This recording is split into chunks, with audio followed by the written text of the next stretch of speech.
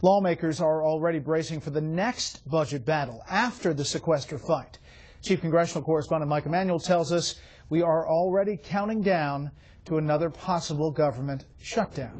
While much of Washington is focused on the March 1st sequestration date, it won't be long until there's another fiscal fight over the continuing resolution funding the government, which expires March 27th.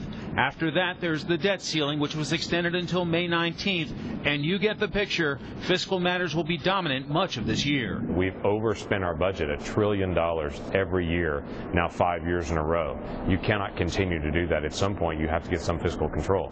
Discussions are underway between House Republican and Senate Democratic leadership on a continuing resolution, or CR, to fund the government until late September.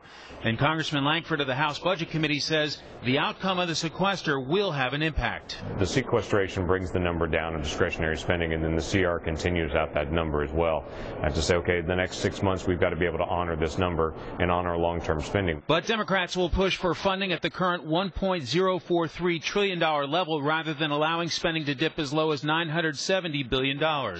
A former aide to Senate Majority Leader Harry Reid says the argument over government finances will only go so far. A couple of weeks ago, I would have told you that I thought that we were going to suffer a short-term government shutdown of a temporary nature once and possibly twice. I think that the most likely outcome is for Congress to once again kick the can down the road on the so-called continuing resolution, or CR, while keeping most, if not all, of the sequester cuts in place. Once that spending hurdle is cleared, it won't be long before Washington bumps into the debt ceiling again, which in August 2011 led to the creation of the upcoming sequester cuts. Facing the range of fiscal issues, the White House continues calling for more tax revenue. There is no question that we need to reduce our deficit further. The President has put forward plans again and again that achieve that goal.